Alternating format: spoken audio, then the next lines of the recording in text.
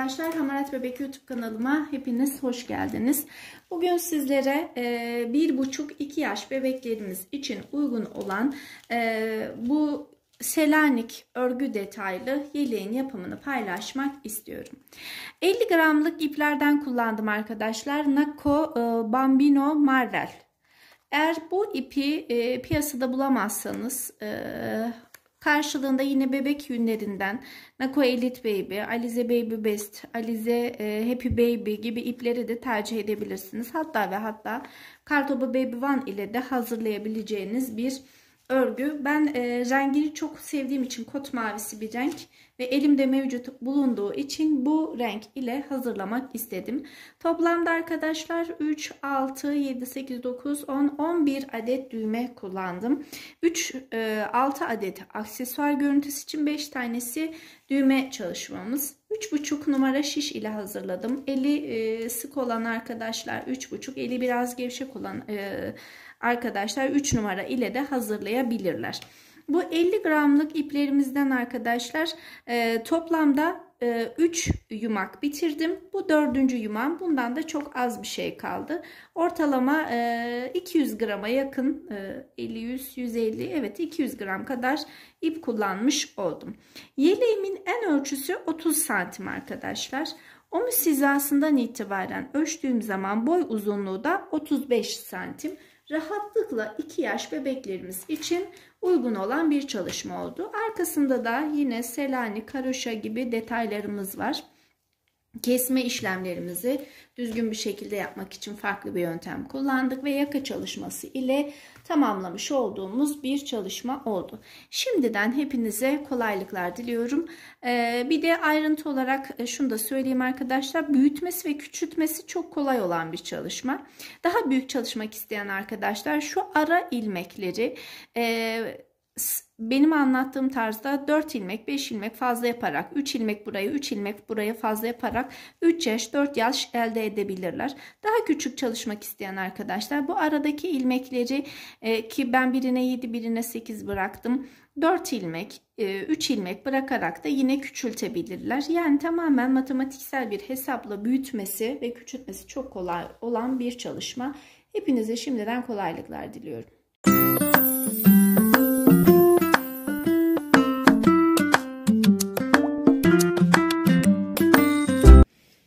Merhaba arkadaşlar, yeni bir anlatımla yine sizlerle birlikteyiz.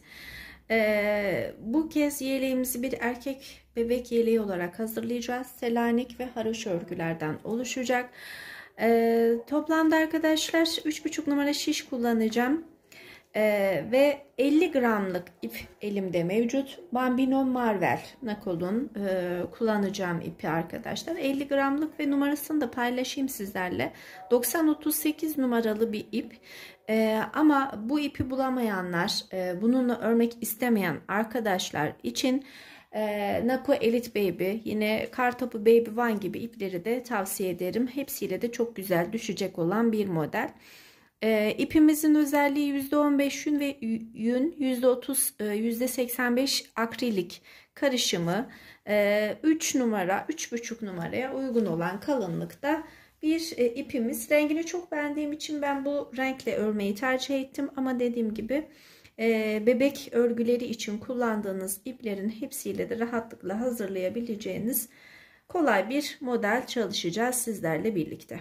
Şimdi ipimin ucunu buluyorum. Kaç tane ip gideceğini yine videonun ön tanıtımında belirttim arkadaşlar, belirteceğim. Çünkü şu an 50 gramlık ipim toplamda kaç metre hemen sizlerle paylaşayım. 130 metrelik bir ip. Kaç metrelik bir ip kullandığımı da yine bittiğinde tam net olarak sizlerle paylaşmış olurum. Şöyle yarım metre uzunluğunda ipimi bırakıyorum. 3,5 numara şişime toplamda 40 ilmek takarak başlıyoruz. 2 3 4 5 6 7 8 9 10 11 12. Şimdi bu 40 ilmeğimizi toplamda taban haroşası olarak başlangıç sıram da dahil olmak üzere 5 sıra haroşa olarak öreceğim arkadaşlar. Çok kalın bir ip değil.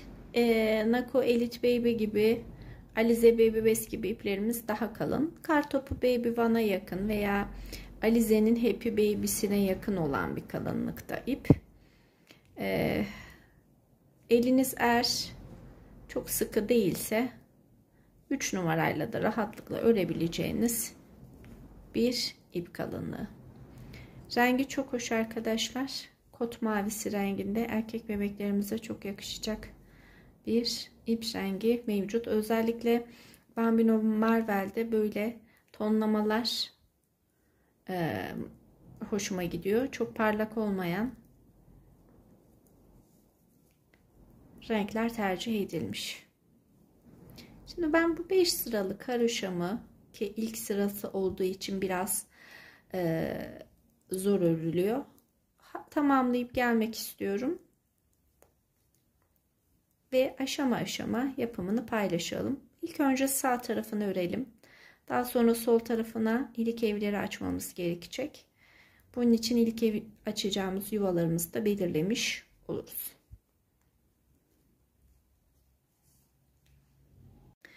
Evet arkadaşlar, şimdi 5 sıradan oluşacak şekilde haroşalarımızı tamamladığımıza göre artık model kurulumumuza başlayabiliriz.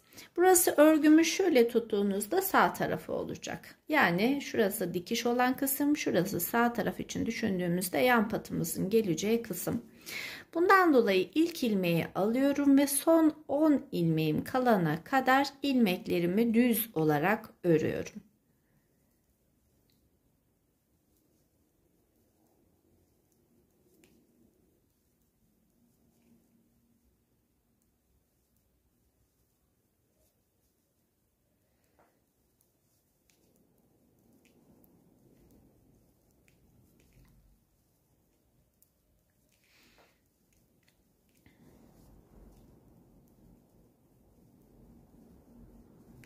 Bakalım 2, 4, 6, 8, 9 şu ilmeğimizi de koyduk. Şimdi 10 ilmeğim kaldı arkadaşlar.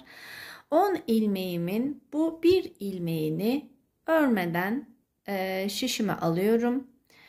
Çünkü bu ilmeğimiz örgümüz bitene kadar ön yüzden ters, arka yüzden düz olarak devam edecek. İpimi öne aldıktan sonra bu ilmeğimi örmeden aldım. Geriye kalan 9 ilmeğimi haroşa tekniğimle ördüm.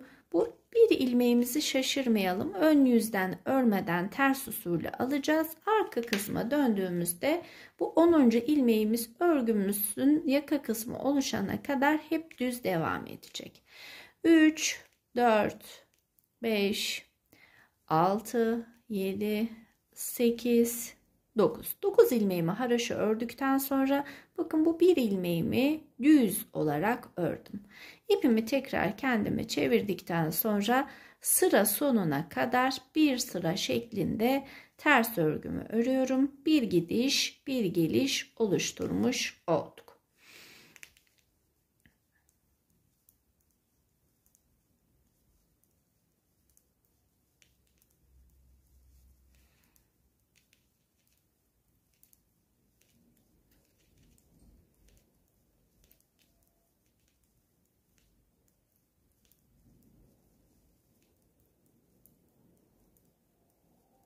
Son ilmeğimi de ördüm. Dönüşte tekrardan örmeyeceğim. Şimdi ilk ilmeğimi örmeden aldıktan sonra ikinci ilmeğimi düz, üçüncü ilmeğimi ters. Bir düz, bir ters. Bir düz, bir ters. Bir düz, bir ters şeklinde son 10 ilmeğim kalana kadar Selanik modelimizin tabanını oluşturacağız bu sırada. Şimdi bir ters, bir düz şeklinde örgümüze devam edelim.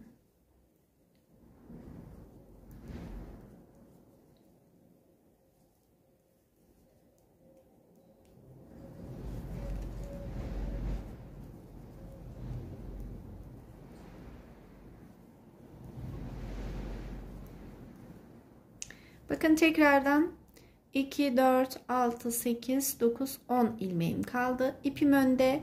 Bu bir ilmeğimi örmeden ters yönde alıyorum. Kalan 9 ilmeğimi haroşa tekniğimle örüyorum. Eğer burada şaşırırsanız arkadaşlar ilmek belirleyici takabilirsiniz. İlmek belirleyici ile işleminiz daha kolay olacaktır. 9 ilmeğimi tekrardan haroşa tekniğimle örüyorum. Bu bir ilmeğimi düz olarak örüyorum arka kısımda.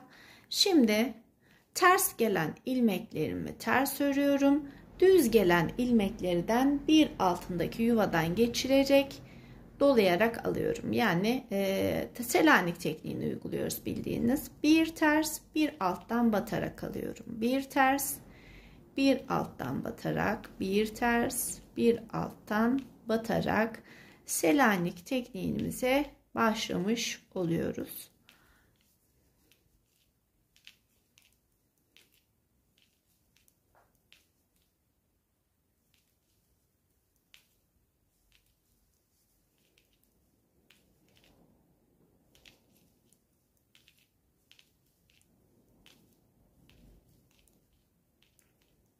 Sıramın başına geldim. Bir tersi ördükten sonra kenar ilmeğimi yine düz usul ördüm. Dikişe uyumlu olması için. Dönüşte de bu ilmeğimi örmeden alacağım ki yine dikişe uyumlu olsun. İlk ilmeğim düz olduğuna göre alttan batarak Selanik tekniğimi uyguluyorum ve bir tersimi örüyorum.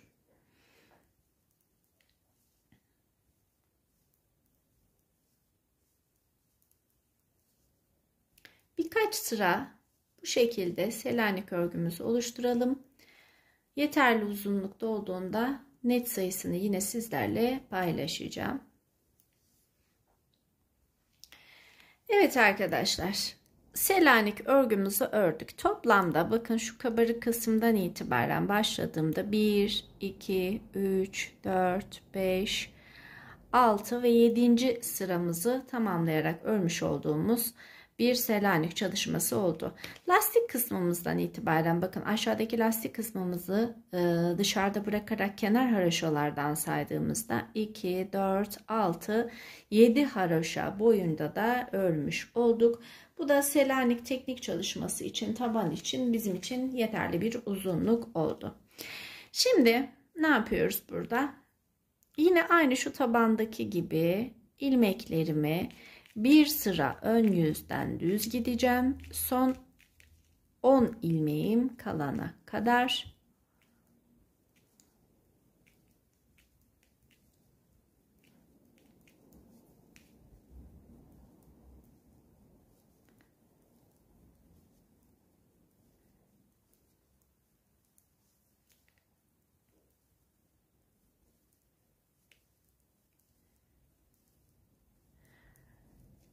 İlmeğim kaldı. Buradaki bir ilmeğimi ipim öndeyken sadece boş alıyorum. Ters yönde boşaldım. Arkada o ilmeğimi biliyorsunuz sadece düz örmem gerekiyor. 9 ilmeklik haroşamı ördüm. Örgümde tekrardan geriye dönüyorum. 9 ilmek haroşa.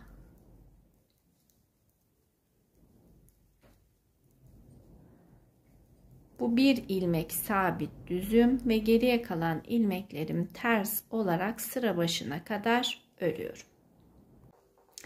Evet arkadaşlar, şimdi bir sıra düzümüzü bir sırada tersimizi ördüğümüze göre burada artık örgümüz için haroşa ilmeklerimize başlamamız gerekiyor. İlmeklerimi ön yüze haroşa düşecek şekilde 2 diş haroşa boyunda örmem gerekiyor. Son 10 ilmeğim kalana kadar haroşa tekniğimle örüyorum.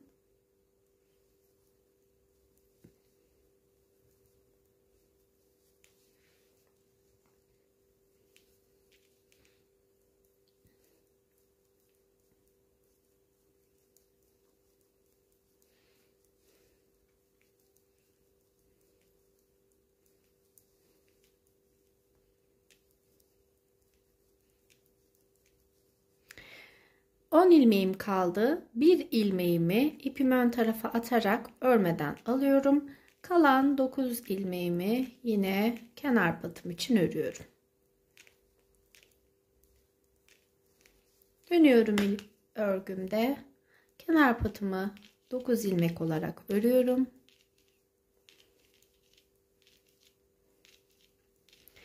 Bir ilmek düzümü örüyorum. Daha sonra kalan ilmeklerimi yine haroşa tekniğimi uyguluyorum. Toplamda 2 sıradan oluşacak bir haroşa olacak arkadaşlar. Bu birincisi oldu. Ön yüze döndüm. 2 sıradan oluşacak şekilde haroşalarımızı da ördük. Şimdi yine son 10 ilmeğimiz kalana kadar ilmeklerimi düz tekniğimle örüyorum. Yani bir sıra şu şekilde bir düz ve ters örgü oluşması gerekiyor örgümde. Şimdi bir sıra düz, bir sırada ters, son 10 ilmeğimizin kuralına dikkat edelim. Ön yüzden bir sıra düzümüzü ördük. Arka yüzden tersimizi örerek geldik. Şimdi haroşa kısımlarımıza başlayacağız. Ama bunun için bir cep çalışması yapmamız gerekiyor. Tabanını oluşturmak için şimdi bir sıra haroşa boyunda örüp tekrar aynı noktaya geliyorum. Sonra ilmeklerimizi ayırmaya başlayacağız. Küçük bir cep görünümü vereceğiz örgümüze ve kenarlarda yine küçük bir pens çizgimiz olacak. Şimdi haroşalarımı ördükten sonra 10. ilmeğimi ters ilmek şeklinde alıyorum örmeden. Yine 9 ilmeğimi haroşa boyunda ördüm.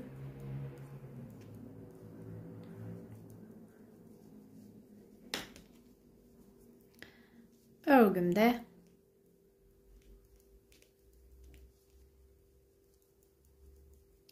arka tarafa dönüyorum. Bu bir ilmeğimi düz örüyorum ve ilmeklerimizi yine haroşa boyunda örerek devam ediyorum. Bir sıra haroşamızı örerek tamamlamış olduk. Artık cep çalışması için model kurulumumuza başlayabiliriz. Baştan 2, 3, 4, 5, 6, 7, 8. 8 ilmek haroşamı örüyorum. İpimi ön tarafa aldım. Bir ilmek ters duracak şekilde örmeden aldım. Şimdi burayı 9 ilmeğe tamamlamış oldum. 1, 2, 3, 4, 5, 6, 7, 8, 9, 10, 11 ve 12. 12 ilmek haroşalarımı ördüm. Hatta 13 ilmek olarak örelim arkadaşlar. Biraz daha haroşalarımız geniş dursun. Daha sonra buraya Selanik örgü çalışması yapacağız. Şurası 10. Arada kalan ilmeğime bakıyorum. 3, 6, 7, 8. Bu 8 ilmeğimden bir tanesini yine örmeden ters boyutta aldım.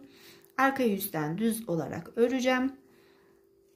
Ve geriye kalan 1, 2, 3, 4, 5, 6, 7 ilmeğimi haroşa ördüm. Bir ilmeğimi ters olarak ördüm. Örmeden boşaldım. Arkada düz öreceğim sadece ve kalan 9 ilmeğimi haroşa örerek küçük bir çalışmamızı yapmış olduk. Dönüyorum örgümde. 9 ilmek haroşa.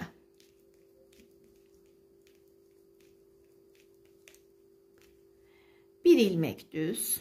7 ilmek haroşa.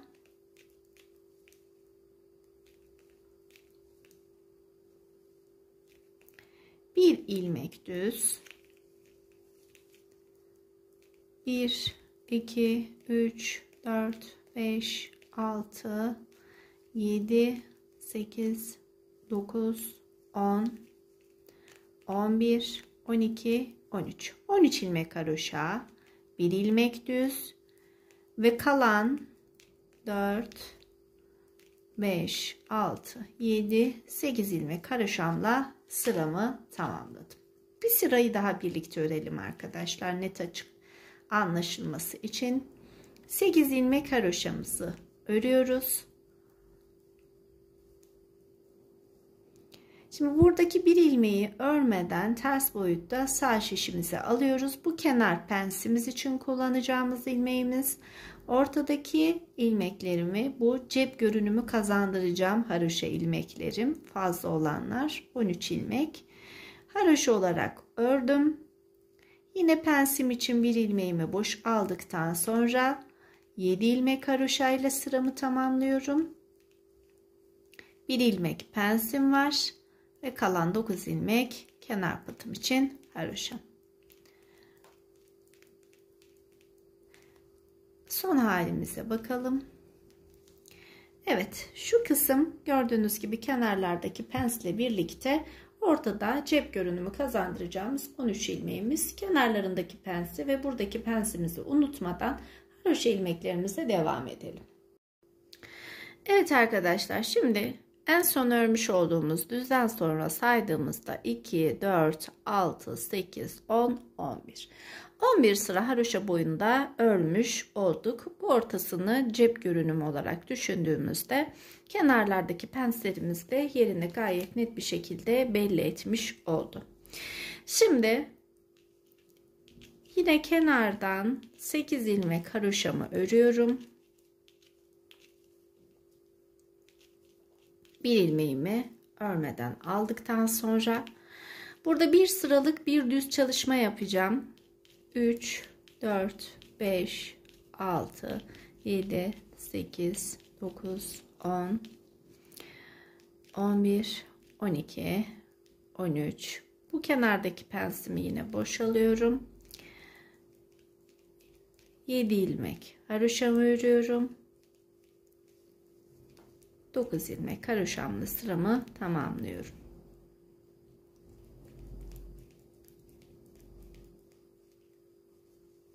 Dönüyorum örgümde. İlmekleri gelişine göre haroşaları haroşa, tersleri ters bir şekilde yine örüyorum.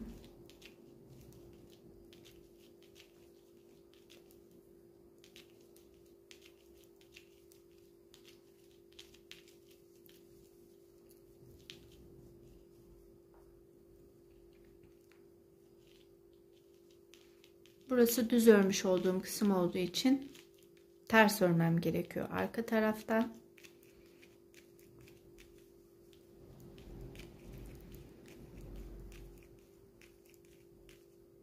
Yine düz ilmeğim. Yine haroşa ilmeklerimle sıramı tamamlamış oldum. Tekrar dönelim ön yüzümüze. 2, 3, 4, 5, 6, 7, 8 ilmek haroşamı ördüm. Bu bir ilmeğimi ters olarak her iki başta örmeye devam edeceğim. Selanik örgü tekniğine geçiyoruz bu arada arkadaşlar. Bu ilmeğimi ters teknikle örmeden alıyorum. Ters örmüyorum, örmeden alıyorum. Şimdi bir düzle başladım.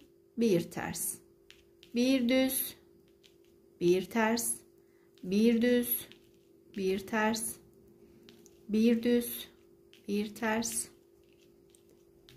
Cep görünümü olan kısmımızın üstüne bir ters bir düzle ördük. Düzle başladık, düzle bitirdik.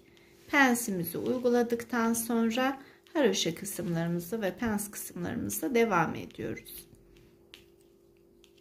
Dönüşte bu 13 ilmeklik ortadaki kısmımıza Selanik örgü tekniğimizi uygulayacağız. Bunun için örgümde tekrardan dönüyorum geriye. Tıpkı başlangıç lastiğimizdekinin üstünde yapmış olduğumuz Selanik tekniğini burada da uygulayacağız. Düzlerimi düz örüyorum yine. İlmeğimin gelişine göre. Şimdi bir tersle başladıktan sonra düzlerime Selanik tekniğimi uygulamam gerekiyor. Bir alttan batarak Selanik yapıyorum. Bir alttan batıyorum, Selanik.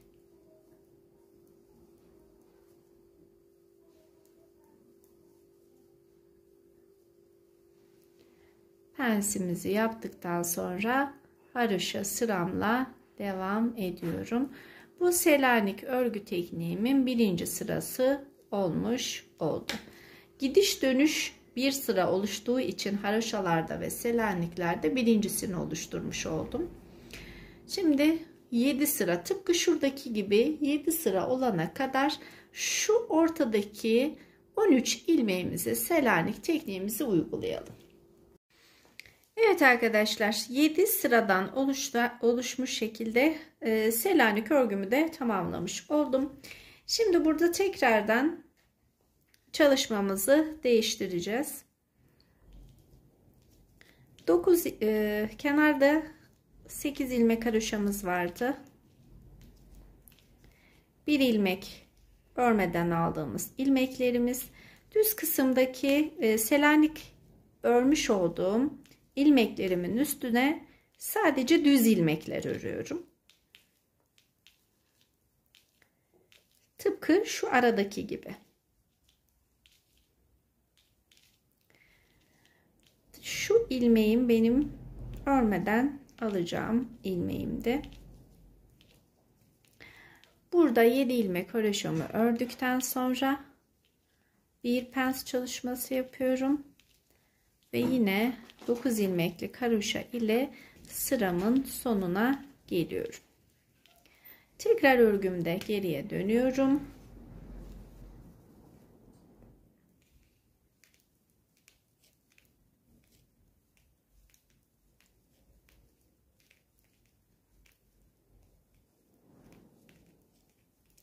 Haroşa kısımlarımı haroşa, düz kısımlarımı düz ilmek, terslerimi ters, ilmeklerimin geliş yönüne göre örüyorum.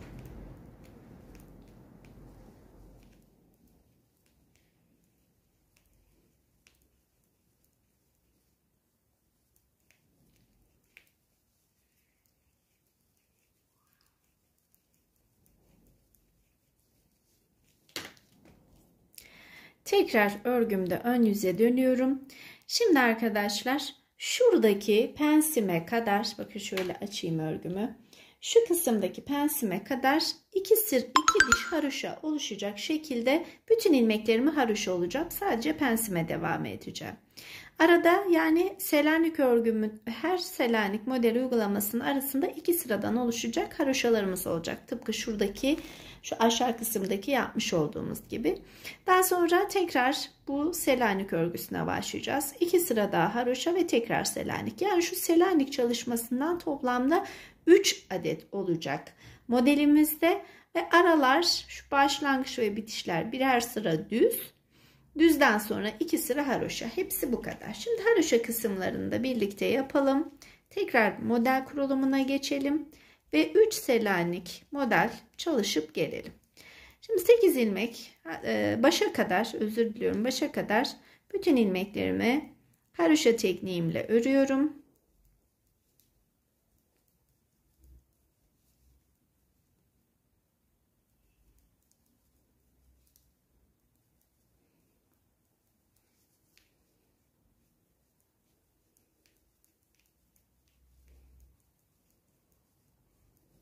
Bu bir ilmeğimi pens için ayırdığım ilmeğimdi. Bu ilmeğimizi yapmayı unutmuyoruz. Başa kadar geldim. Tekrar örgümde geriye dönüyorum. Yine 9 ilmekli haroşadan sonra bir ilmek düzüm var ve haroşa ile sıra sonuna kadar devam ediyorum. Evet, 2 sıradan oluşacak şekilde haroşalarımızı da ördüğümüze göre artık tekrardan şuradaki boşluğumuzu oluşturup selaniklerimizi yapacağımız kısma tekrar başlamamız gerekiyor. Bunun için 8 ilmek haroşamı örüyorum. 5, 6, 7, 8. Bir pensim için ters ilmeğimi boşalıyorum.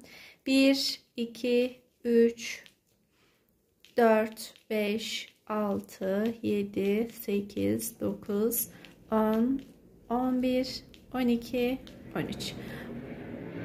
13 ilmek düzümü ördükten sonra bir pensimi oluşturuyorum.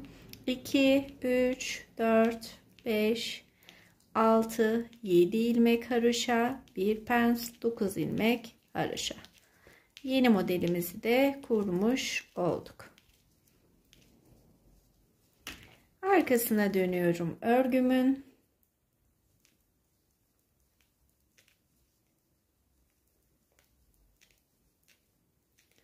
Haroşalarımı ördükten sonra bir düz, haroşalarımı yeniden örüyorum.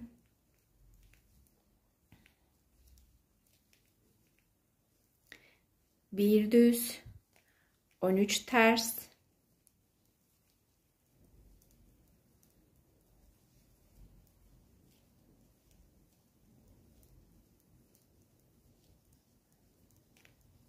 bir düz, 8 haroşa.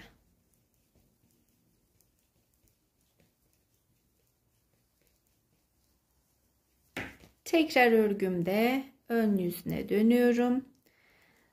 8 haroşa,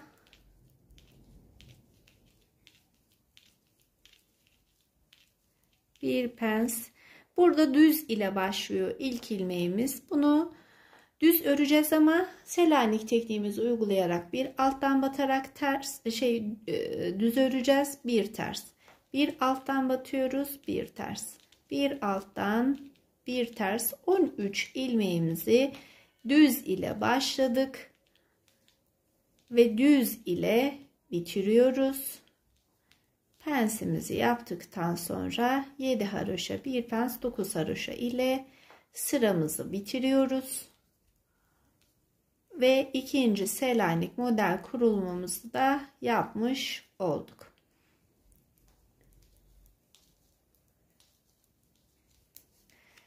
Şu kısmın temelini oluşturduk. Aynısını tekrarlayacağız arkadaşlar. Şuradaki haroşa kısmımıza kadar. İkinci kez, tekrar üçüncü kez yapacağız ve tekrar 2 sıralık haroşamızla üçüncü Selanik'i çalıştıktan sonra 2 sıra haroşamızla örgümüzü o kısımda durduracağız ve hem modelimizi değiştireceğiz hem kol kesmelerine başlayacağız. Ben bu kısma kadar örüp gelmek istiyorum. Evet arkadaşlar, roba kısmımıza kadar geldik. Şimdi artık kol çalışmamızı ve kesmelerimize başlayacağımız kısma gelmiş olduk. Sayı verecek olursak şu en son Selanik çalışması yaptık. 2 sıra haroşa yaptık. 1 sıra düzümüzü yaptıktan sonraki cep çalışması ve Selanik çalışması yapmış olduğumuz şu kısımdaki haroşa sayımız 41. Aşağı kısımdaki yapmış olduğumuz lastik çalışmasından sonraki haroşa sıramızı saydığımız zaman 52 sıralık bir haroşa sırasıyla kolumuza kadar gelmiş olduk. Şu an örgüme en son Selanik'ten sonra bir sıra düz ördüm. Arka sıradan ters ördüm. 2 sıra haroşalarımı ördüm, geldim. Şimdi baştaki ilmeğimi yine örmeden aldıktan sonra ilk ilmeğim düz, takip eden ilmeğim ters. Bir düz, bir ters, bir düz, bir ters şeklinde son 10 ilmeğim kalana kadar örgüme devam ediyorum. Burada Selanik örgümüz başlayacak artık.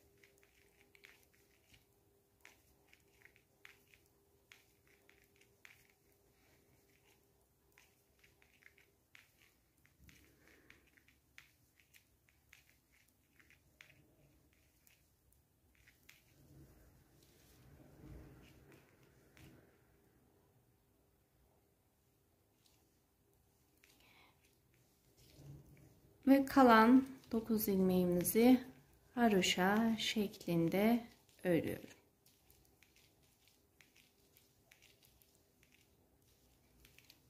Dönüyorum örgümde. Yine 9 ilmeklik haroşalarımı kenar patım için örüyorum. Bir ilmeğimizi düz örmemiz gerekiyor. Arka tarafta örmedik. Şimdi tersi ters örüyorum. Düz gelen ilmeğimi alttan batıyorum. Bir ters, bir düz, ama düz kısımlarımızı alttan, bir alttaki boşluğumuzdan dolayarak Selanik tekniğimize başlıyoruz burada.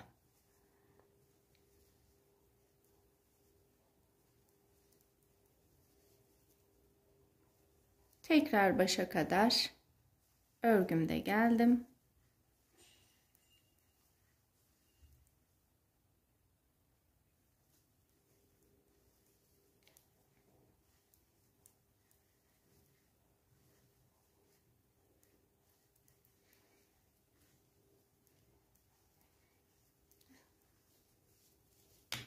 Şimdi ilk ilmeğimi örmeden aldıktan sonra Selanik örgüme devam ediyorum. Son 10 ilmeğim kalana kadar. Arka tarafta da yine aynı şekilde bir sıra Selanik örgümü örmeye devam edeceğim. Tekrar başa geldiğimizde artık birinci kesmemizi yapabiliriz. Selanik örgümüzün de temelini oluşturmuş olduk.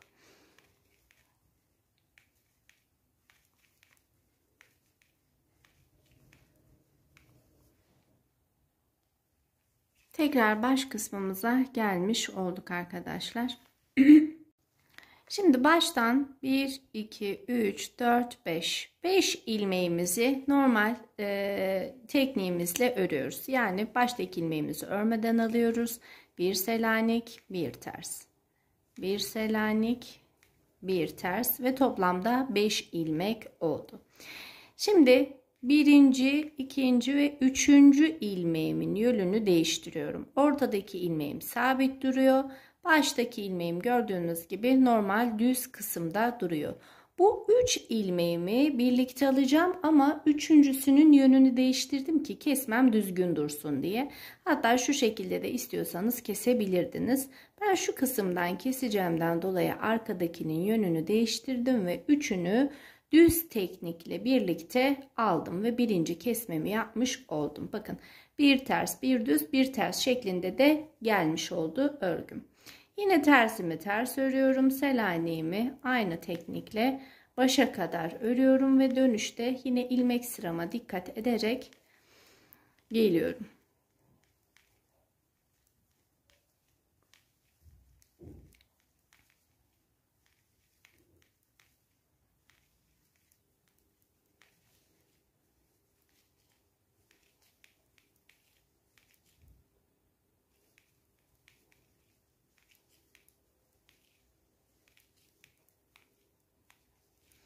Dokuz ilmekli haroşamı kenar patıma örüyorum. Dönüyorum örgümde. Yine ilmeklerimin gelişine göre örgümün modelini takip ediyorum.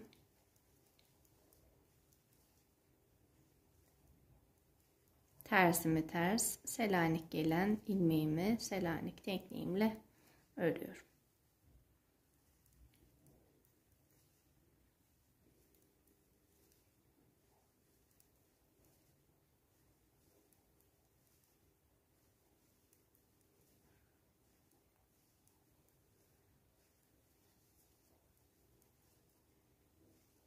Bakın tersimi ördüm, Selaniğimi ördüm. Ön yüzde düz yönde kestiğimizden dolayı ilmek sıram ön tarafta kesinlikle bozulmamış oldu ve son ilmeğim yine örmeden alacağımız ilmeğimiz.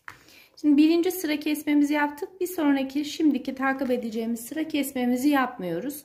Bir sıra örgümüzü normal ilmeklerin gelişine göre öreceğiz ve döneceğiz. Tekrar başa geldiğimizde ikinci kesmemizi yapacağız. Evet, tekrar baş kısma geldik. İlk ilmeğimizi örmeden aldıktan sonra ikinci ilmeğimi Selanik, ters, Selanik ve tersle toplamda yine baştan 5 ilmeğimi ördüm. Bakın gördüğünüz gibi yine düz, düz, ters, düz şeklinde gelen bir ilmek örüntüm var. Üçüncü ilmeğimi yani düz olacak ilmeğimin yönünü değiştiriyorum. Sonra bu 3 ilmeğimi tekrar birlikte alarak bir kesme daha yapıyorum. Bu benim ikinci kesmem oldu. Ve tersle devam ediyorum. Bir sıra kesme yapacağız. Bir sıra yapmayacağız. Bu benim kesme sıram olduğuna göre bir sonraki sırada kesme yapmamam gerekiyor. Bu arada Selanik tekniğime de devam ediyorum. Her kesme sıramızda baştan 5 ilmek ördükten sonra düz, ters, düz gelen örüntümün 3. ilmeğin yönünü değiştirerek kesmelerimizi yapıyoruz. İkinci kesmemizi yaptığımıza göre 3 kez daha kesme yapacağız. Toplamda 5 kez örgümüzü küçültmüş olacağız. Evet arkadaşlar, toplamda 5 kez kesim yaptık. 2'şer ilmek birlikte aldığımız için örgümüzden 10 ilmek eksilmiş oldu. Ve ilmek sayımız şu an 40 ile başlamıştık. 30 ilmeğe düştü. Ve toplamda en son şu 2 sıra haroşamızdan sonra 10 sıra daha örmüş olduk. Ve 51. yani şu kısımdan itibaren saydığımızda 51. haroşa boyuna gelmiş olduk. Şimdi bu 30 ilmeği yine Selanik tekniğimizi uygulayarak ve son 10 ilmeğimize dikkat ederek örmeye devam ediyoruz. Toplamda kaç haroşa boyu ördüğümü yine sizlerle paylaşacağım en son kesmemizden sonra. Kesmemiz de gayet düzgün bir şekilde gördüğünüz gibi sola doğru bir çaprazlama olarak ilerledi. Bu da örgümüzün estetiğini hiçbir şekilde bozmadan devam etmiş olduk.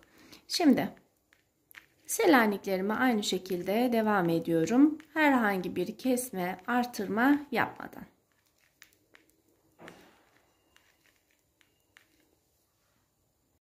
Evet arkadaşlar, en son şu 2 sıra haroşamızdan ördüğümüzde 41 haroşa sıralık bir mesafemiz vardı.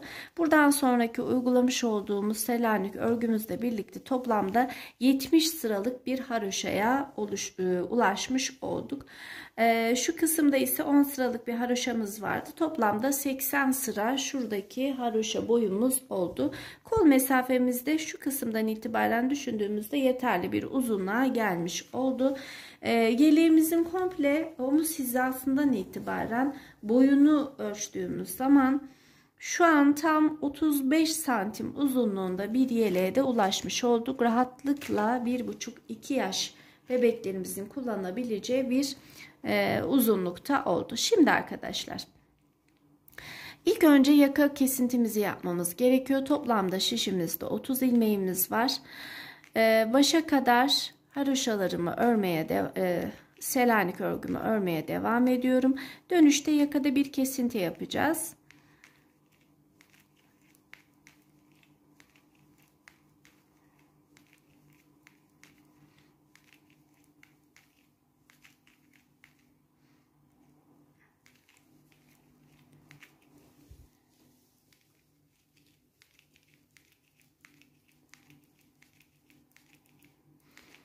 Haroşalarımı ördüm, döndüm. Şimdi toplamda 1, 2, 3, 4, 5,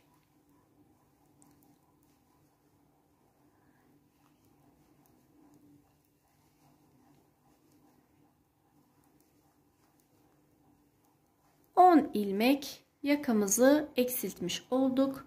Şu ilmeğimi de şişime takıyorum. 2, 4, 6, 8, 10, 12, 14, 16, 18, 20. 20 ilmek kalmış oldu yakamızdaki ilmek sayımız. Yakamızda kestiğimize göre başa kadar burada Selanik örgülerimizi örmeye devam edeceğiz ve şişimizle birlikte örgümüzü o kısımda bırakacağız.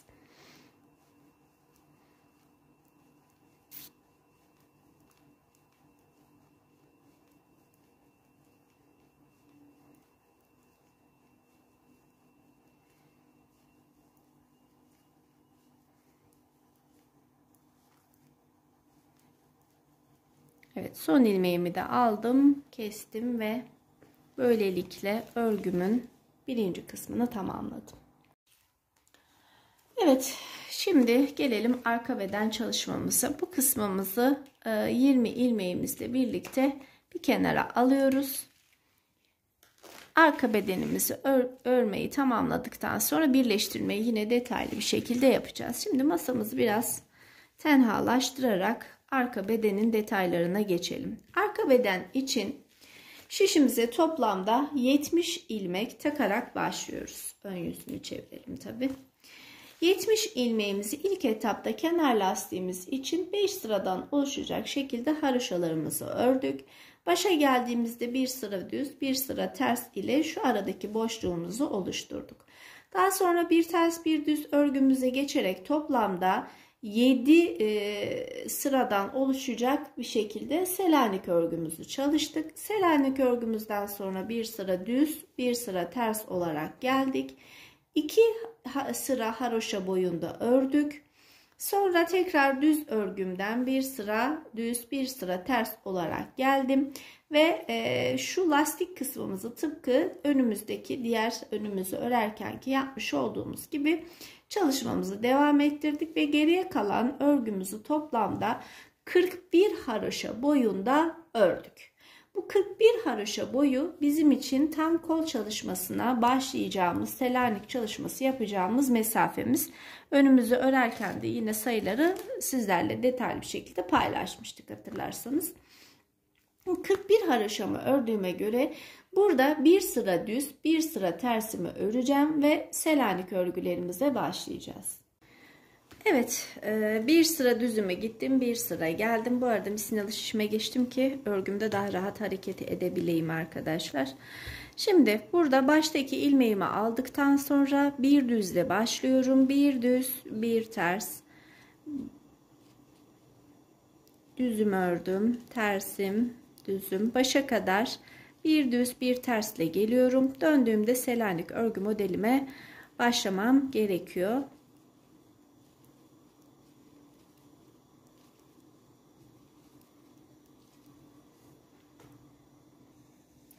Başa kadar bir düz, bir ters ile geldim. Şimdi baş taraftayım. Düzlerimi Selanik tekniğimle, terslerimi ters, bir ters, bir Selanik şeklinde yine başa kadar gidiyorum. Başa kadar gidince bir sıra daha ön yüzden gidip arka yüzden dönüşümü sağlayıp kol kesmelerine başlayacağız. Diğer yanımızda yapmış olduğumuz gibi. Kesmelerimiz de yine her iki baştan düşündüğümüzde arkadaşlar bir sıra keseceğiz, bir sıra kesmeyeceğiz ve keserken 3 ilmeği bir arada alıp düzgün bir kesim sağlayacağız ve toplamda yine 5 sağda 5 solda ikişer ilmek aldığımızı düşünürsek ortalama 20 ilmek kadar kesmiş olacağız. Yine de keserken kontrollü bir şekilde keselim. Şimdiden sayı vermiş olmayalım. Çünkü son halini durumuna paylaşacağız. Kesmelerimizi yeterli bulursak 4 kez de kesme aşaması yapabiliriz.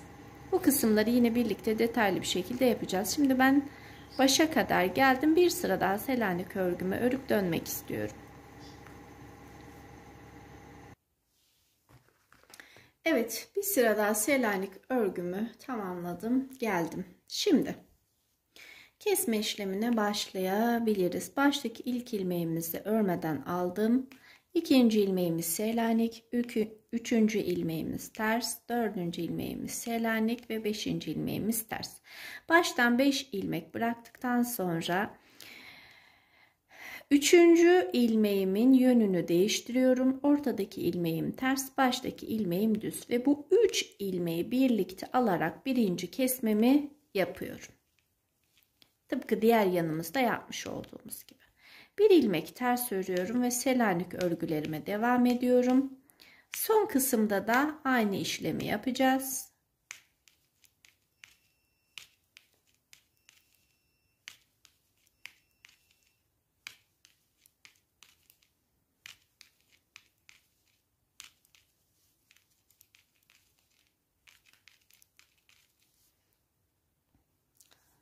Son kısımda 2, 4, 6 ilmek bırakmak durumundayım. Çünkü bir ters bir düz örüntüsüne dikkat etmek istiyorum arkadaşlar.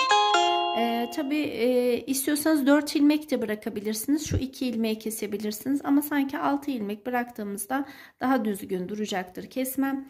Bunun için 2, 4, 6, 8, 9 ilmek kalana kadar ördüm. Şimdi burada yine 3. ilmeğimin kesmeye uygun olması için yönünü değiştiriyorum. Bu 3 ilmeği birlikte alarak kesiyorum. Ve tekrar sıradaki örüntüm ters, düz, ters, düz şeklinde örüyorum. Düzlerim Selanik. Evet.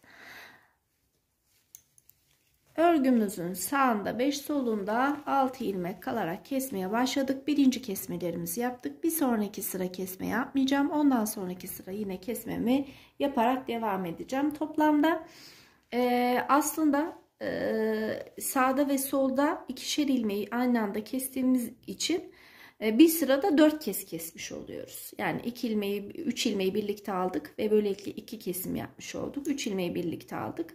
Böylelikle 2 kesim yapmış olduk. Bundan dolayı da 4 ilmeği bir sırada kesmiş olduk.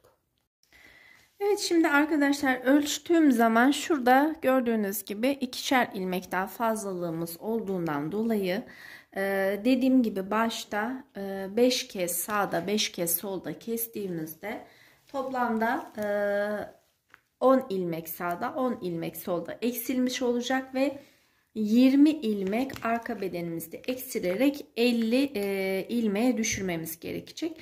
Şu an ben 4 kez kesimimi yaptım. Son kesim sıramdayım. Bu sırada kestikten sonra 20 ilmek eksilmiş olacak ve yeterli uzunluğa oluştuğunda, yani diğer önümdeki omuz boyumla aynı hizaya gelene kadar 50 ilmeğimi sadece Selanik ilmek olarak örmeye devam edeceğim. Şimdi son kesimimi de yapıyorum. 3. ilmeğimin yönünü değiştirdikten sonra 3 ilmeğimi bir arada aldım ve örüntüme devam ediyorum. Selanikleri Selanik, tersleri ters olarak.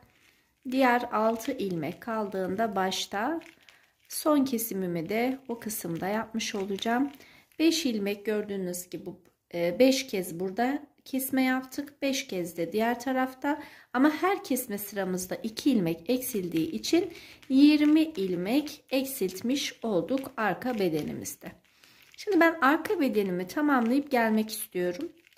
Sonra omuzlarımızın birleştirmesini göstereceğim ve en son hem ilik evi açacağız hem de diğer parçamızın başlangıcını yapacağız. Kaç sırada bir ilik evi açmamız gerekiyor? Diğer parçamızı örerken nasıl başlamamız gerekiyor? Bunun detaylarına da değinip finale doğru ilerleyelim.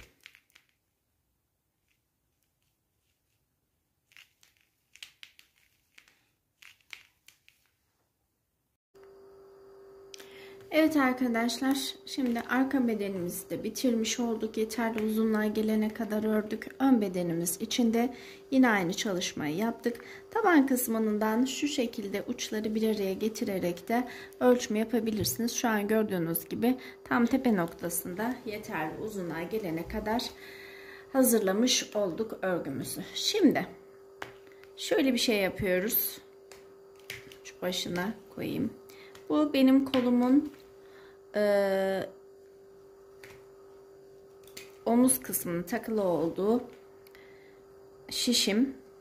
Her iki dış yüzeyi içe çevirerek her iki dışlar normalde şu iç kısımlar dışta kalacak şekilde. Burası örgümün içi, burası da örgümün içi. Ama dışta kalacak şekilde ikiye katladım. Şimdi kesme birleştirme işlemimi yapacağım. Daha sonra örgümün ön yüzüne çevirerek omuz hizasından nasıl durduğuna birlikte bakmış olacağız. Yalnız buradaki ilmeklerimizin hepsini kesmiyoruz. Sadece 12 ilmek kadar keseceğiz. Gerisini birleştirmiş olacağız örgümüzün tepe noktasında. Ben tığ yardımı kullanarak kesmek istiyorum arkadaşlar. İstiyorsanız örerek de birleştirme tekniğini kullanabilirsiniz. Ama tığ ile birleştirmek bana hep kolay gelmiştir. Dikiş ile birleştirmek yerine 12 ilmeğimizi şimdi sayarak birleştirelim. Arkadaki ilmeği şişime takıyorum. Şimdi bir ilmek buradaki baştaki ilmeğimi alıyorum. Biraz gevşek bırakarak alırsam son ilmeğimiz daha kolay olacak. Şimdi bir ilmek öndeki şişimden aldım. Bir ilmek de içten dışa doğru arkadaki şişimden aldım ve ikisini birlikte bir sık iğne tekniğiyle çekmiş oldum. Arkadakini biraz daha sıklayalım. Şimdi bir ilmek öndeki şişimden aldım. Bir ilmek arkadaki şişimden aldım. Sonra bu üçünü sık iğne olarak çekiyorum. Bir ilmek önden, bir ilmek arkadan aldım ve üçünü birlikte alıyorum. Bir önden, bir arkadan. Tepesi sanki düz örgüymüş gibi duruyor arkadaşlar. Ve bu şekilde örgümü birleştiriyorum. İpimizin katının açılmamasına dikkat edelim. 1, 2, 3, 4, 5 kez kestik. 6, 7,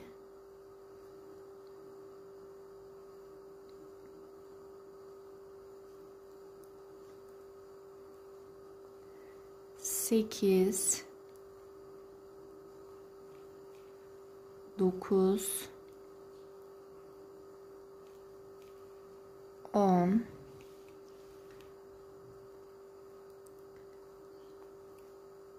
11 ve 12. 2, 4, 6 ön şişimde 8 ilmeğim kaldı. Şu bir ilmeği de ön şişime takıyorum. Böylelikle 9 ilmek olmuş oldu. Şimdi örgümü bu şekilde tutarak şöyle biraz da boş bırakarak bir çevirip son kısmına paylaşalım. Nasıl durduğuna bakın, gördüğünüz gibi birleştirmemizi tepe noktasında yapmış olduk. Şimdi şöyle örgümün son ilmeğini de kaçırmadan alıyorum.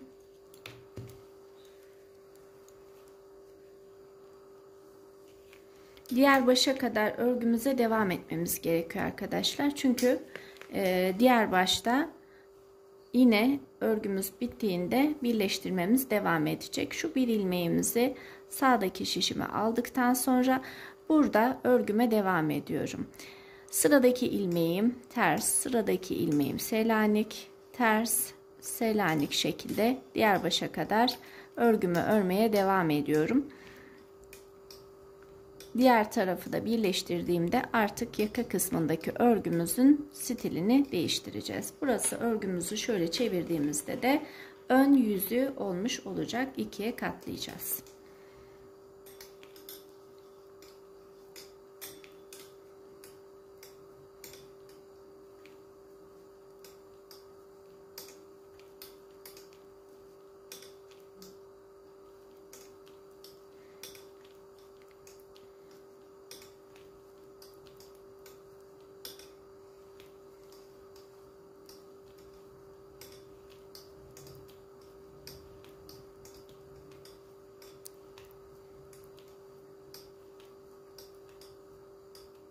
Evet, başa kadar gelmiş olduk.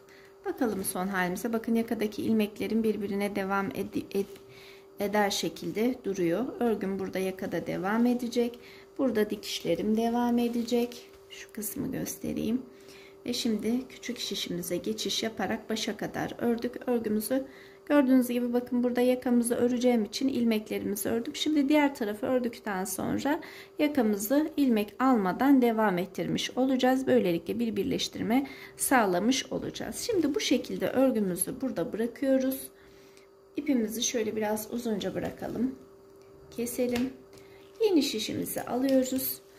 Şimdi diğer yanımızı birlikte örmemiz gerekiyor. Tabi ilik evlerimizi belirleyeceğimiz kısımda diğer yanımız.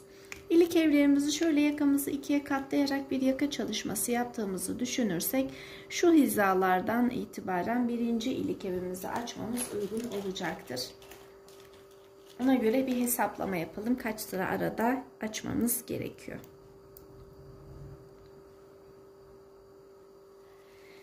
Evet arkadaşlar, toplamda tam birinci ilik evimizi Selanik örgümüzün tam ortasına geldiğimizde açacağız. Yani taban kısmından 2, 4, 6, 8, 10. 10 sıra ördüğümüzde birinci ilik evimizi açtığımızı düşünürsek her 13 sıra arayla. Evet, 13 sıra arayla ilik evlerimizi açacağız yeleğimizde. Bunu da belirledikten sonra şöyle ipimizi biraz uzunca bırakıyoruz ve tekrardan 40 ilmeğimizi takıyoruz diğer yanımız için. 5 sıra haroşamızı örüp geliyoruz. Evet, 5 sıradan oluşacak şekilde 40 ilmeğimizi ördük. Şimdi arkadaşlar şöyle düşündüğümüzde bu 40 ilmeğimizin ilk etapta tıpkı diğer yanımız gibi 9 ilmeğimiz öne gelecek, bir ilmeğimiz pense olarak kullanacağız. Bundan dolayı model kurulumuna bu kez bu baştan başlıyoruz. Yani ön yüzde ipimiz burada dururken başlıyoruz. 3, 4, 5, 6, 7, 8, 9. 9 ilmeğimi haroşa örüyorum. Bir ilmeğimi örmeden ipim öndeyken sağ şişimi alıyorum. Geriye kalan ilmeklerimi ise ki 30 tane ilmeğim kaldı. Ön yüzden düz, arka yüzden ters örerek başladığım noktaya geliyorum.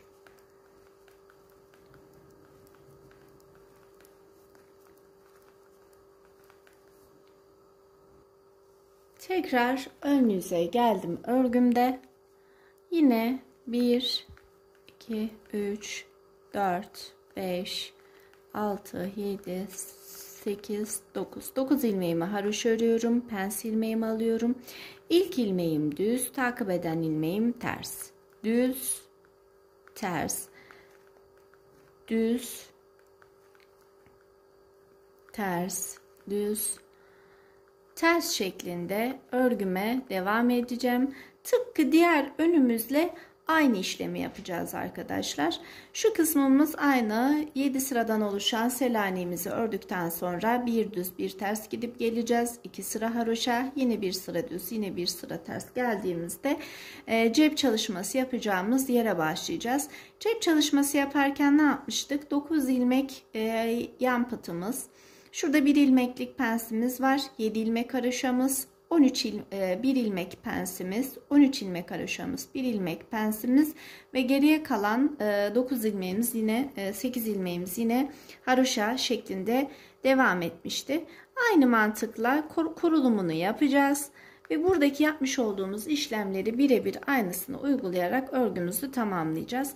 Tek tek ön yüzdeki, diğer yüzdeki gibi göstererek anlatarak vaktinizi almak istemiyorum. Çünkü aynı şeyler ve aynı sayılar. Sadece bu kısmı örerken kurulumuma sağ taraftan başlıyordum. Bu kez bu taraftan, sol taraftan başlayarak yapacağız. Tek fark bu. Sayıların da yeri buna göre ayarlanmış olacak. Şimdi ben bir sıra başa kadar bir ters bir düz örgümü ördüm. Yani bu benim Selanik kurulum kısmımdı. Bunu da tamamlamış oldum. Kesme işlemlerimizde, kol için kesme işlemlerimizi ise arkadaşlar son 5 ilmek kaldığında yine 2 düzümüzü başlara, bir tersimizi ortaya getirerek 5 kez keseceğiz. Şu kısımda yapacağız. Arka bedeni örerken zaten o kısmı da göstermiştim. O kısımda yine aynısı mantık olarak. Hani bazen gelen yorumlarda işte sağ tarafı ördüm ama sol tarafı öremedim göstermediğiniz için gibi yorumlar geliyor ama ikisi birbiriyle aynı. Sadece kurulumu ters taraftan yapıyoruz ki kurulum yaparken de yine ilk sırada gösterdim. Bundan sonraki aşamalardaki sayılar sizi çok fazla şaşırtmayacaktır.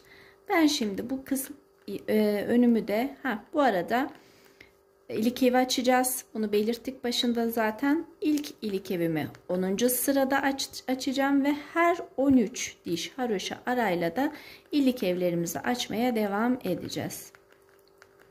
İsterseniz ben şimdi birinci ilik evimin yerine kadar öreyim. İlk ilik evimizde birlikte açalım. Evet, taban kısmımızdan baktığımızda 10 sıradan oluşacak şekilde haroşalarımızı da örmüş olduk. Birinci ilik evimizde göstermiş olalım böylelikle. Baştan 2, 3, 4 tam ortaya denk gelmesini istiyorum. 4 ilmek haroşamı ördüm. Daha sonra 2 ilmeği birlikte alarak bir kesme yaptım. Doladım ve kalan 3 ilmeğimi de haroşa olarak ördüm. Tam ilik evini orta yere denk getirmiş olduk arkadaşlar. Böylelikle şu kenar patlarımız üst üste tam denk gelmiş olacak. Pensimizi ördükten sonra tekrar Selanik örgüme devam ediyorum. Birinci sıramızdan sonra, hatta şu kısım 2, 4, 5, bir gidiş bir geliş daha yaptığımızda toplamda 7 sıraya tamamlamış olacağım Selanik'i ve örgüme bir sıra düz ve haroşalarla devam edeceğim.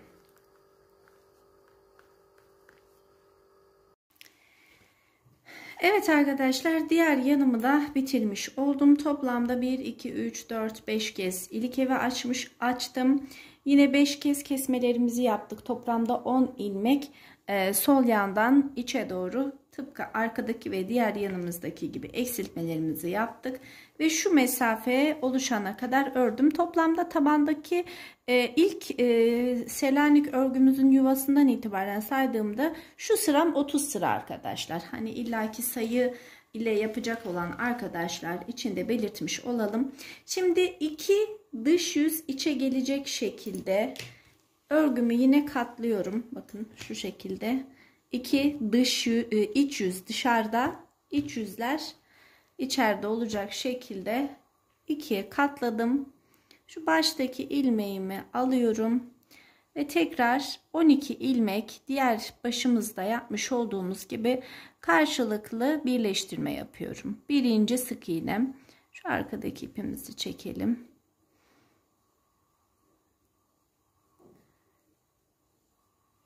İkinci, üçüncü, 4, 5, 6,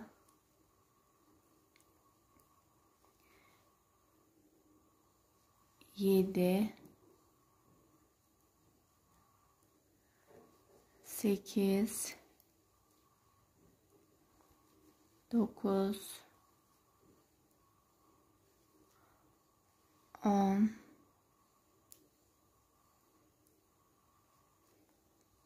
11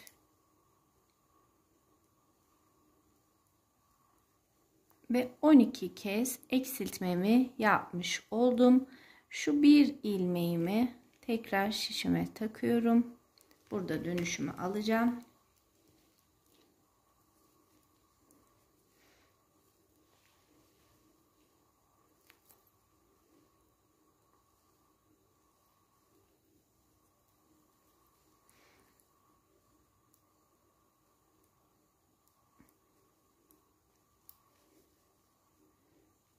Evet, ipimizi arka tarafa verdim ve burada tekrardan bir ters, bir düz, bir ters, bir düz yaka kısmıma kadar örgüme devam ediyorum ki baş kısmına gelmiş olayım ve geldim.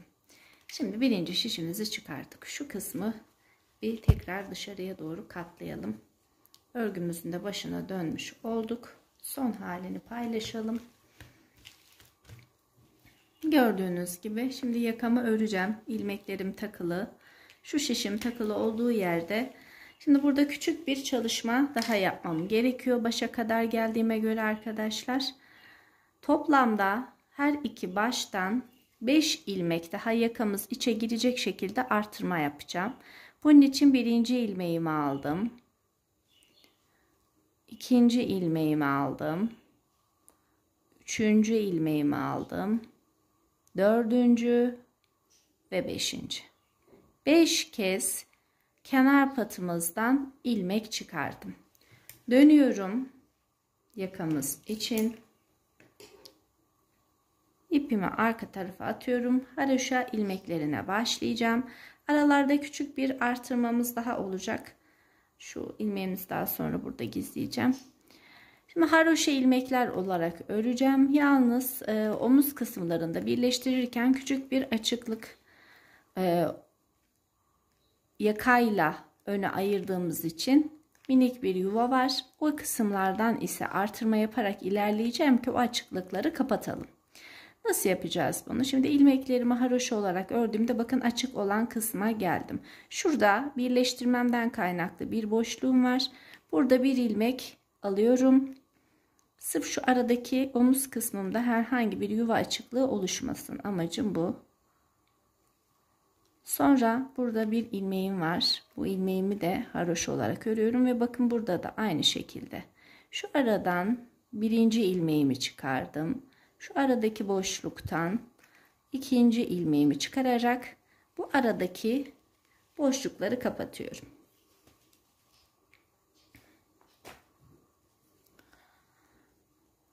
Tekrar haroşalarıma arka bedenimde de devam ediyorum. Yaka kısmımda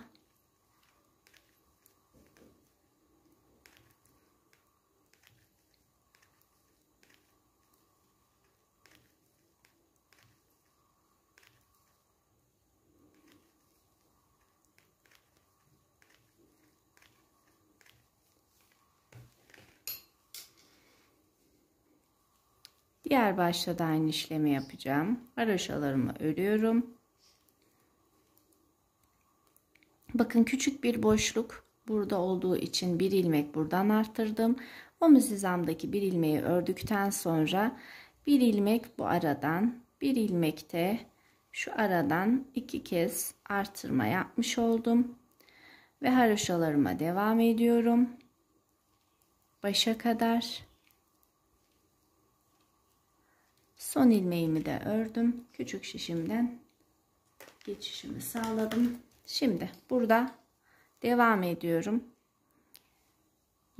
Bakın her bir yuvadan bir ilmek. 1 2 3 4 ve son kez yine 5.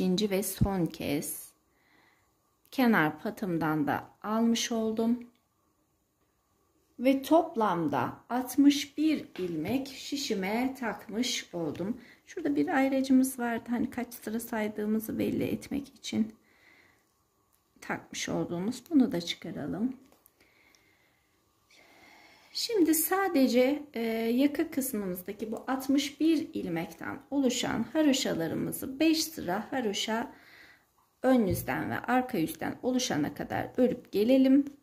Daha sonra küçük bir ayrıntı çalışmasından sonra yakamızı örmeye devam edeceğiz.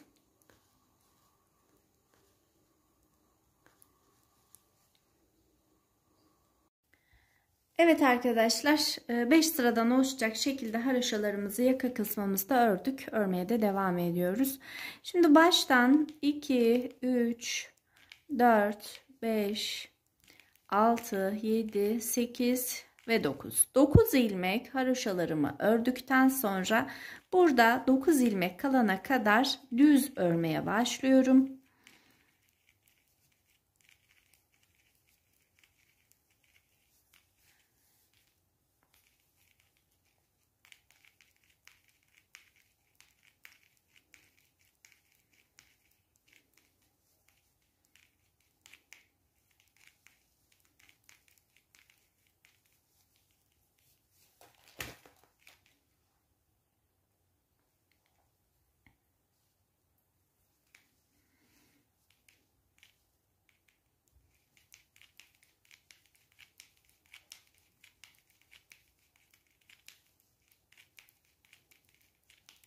Bakalım kaç ilmek kalmış? 2, 4, 6, 8, şurada 9, 3, 6 ilmek daha örmem gerekiyor.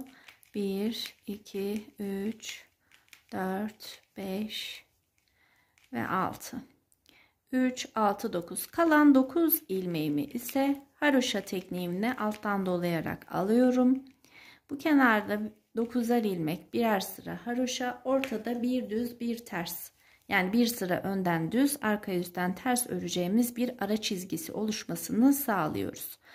3, 4, 5, 6, 7, 8, 9 ilmeğim haroşa. Geriye kalan bir diğer baştaki 9 ilmeğime kadar ters örüyorum ilmeklerimi.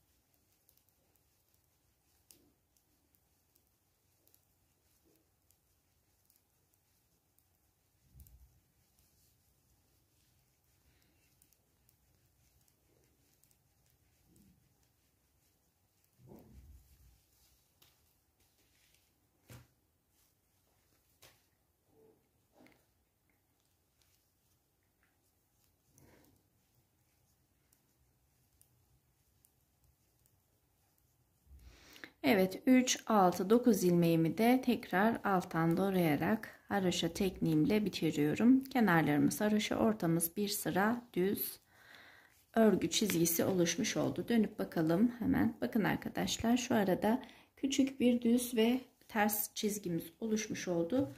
Bu da örgümüzü katlarken yaka kısmının arkaya doğru daha dik durmasını sağlayacak. Öne doğru bir kıvrım oluşturmayacak. Amacımız bu. Şimdi haroşalarımı bu çizgiden sonra da bütün ilmeklerimi haroşa olarak örmeye devam ediyorum. Yaka uzunluğuna gelene kadar toplamda tahmin ediyorum 7 veya 8 sıra daha örmem yeterli olacaktır. Kesin net sayıyı ben de yakam oluştuğunda sizlerle tekrardan paylaşacağım. Ve artık yeleğimizin son aşamalarına geliyoruz. Kenarlardaki dikişimizi sağlayacağız. Düğmelerimizi dikeceğiz ve finalimize ulaşacağız.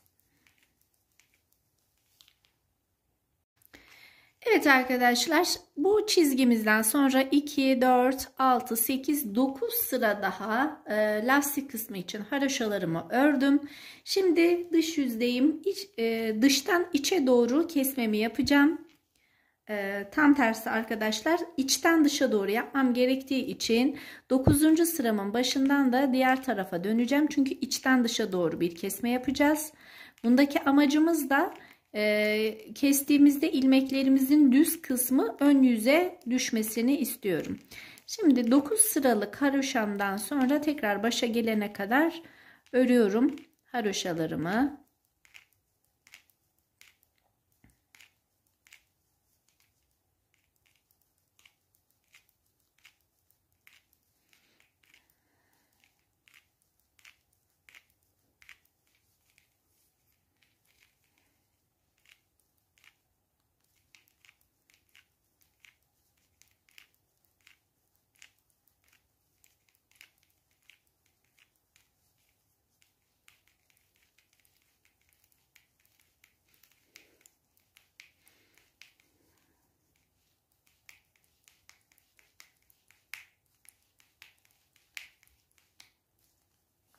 Dönüyorum örgümün şimdi iç yüzüne. Bakın burası örgümün iç yüzü. İçten dışa doğru kesmemizi yapacağız artık. Baştaki ilmeğimi örmeden aldıktan sonra bir ilmek haroşamı örüyorum. Arkadaki ilmeği üzerinden atlatıyorum. Yine aynı şekilde arkadaki ilmeği üzerinden atlatıyorum.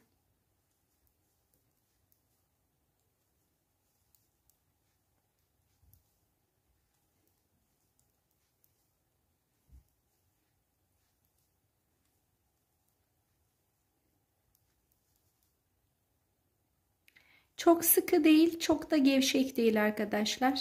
Biraz esnek bir kontrolle keselim. Çok sıkı durduğunda estetik görünümümüz bozulacaktır. Evet, kesme işlemimizi de bitirdik. Hemen makasımızı bulalım. Evet, yaka kesmemizi de tamamlamış olduk. Şimdi son halini paylaşmadan önce kenarlarımızın dikişini sağlayalım. Aynı hizaları karşılıklı aynı sıra sayıları birbirine denk getirerek haroşa ilmeklerimi dönüşteki kenar tomurcuk patlarımızdan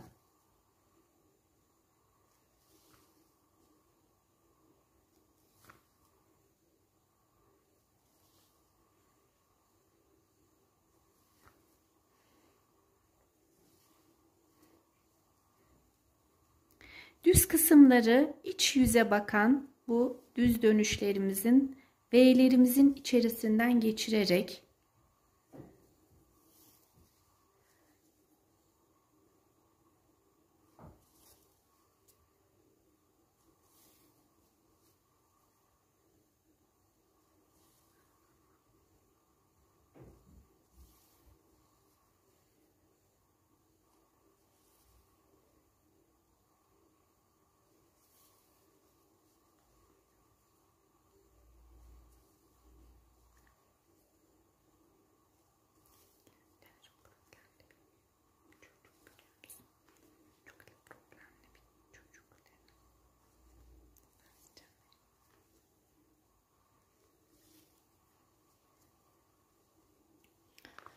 bakın ki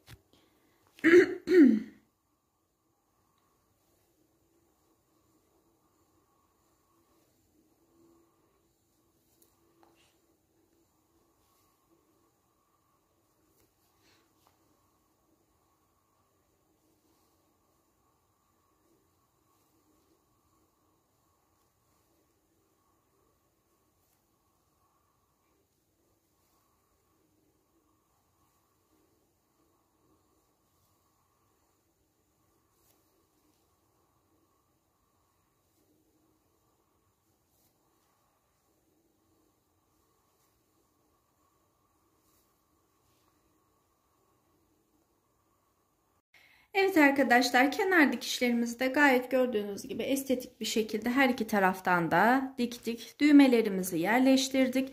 Aksesuar görüntüsü olsun diye 3 adet sağa 3 adet sola Selanik örgülerimizin arasına yine tahta düğmelerimizi yerleştirdim. Görüntü güzelliği olsun diye, tercih tamamen size kalmış. Metal düğme de kullanabilirsiniz arkadaşlar. Metal düğme ile de çok yakışan bir yelek oluşmuş olacak. Arkadaşlar, hepinizin eline emeğine sağlık. Yeni anlatımlarda görüşüp buluşmak dileğiyle. Sevgiyle kalın, takipte kalın, hoşça kalın.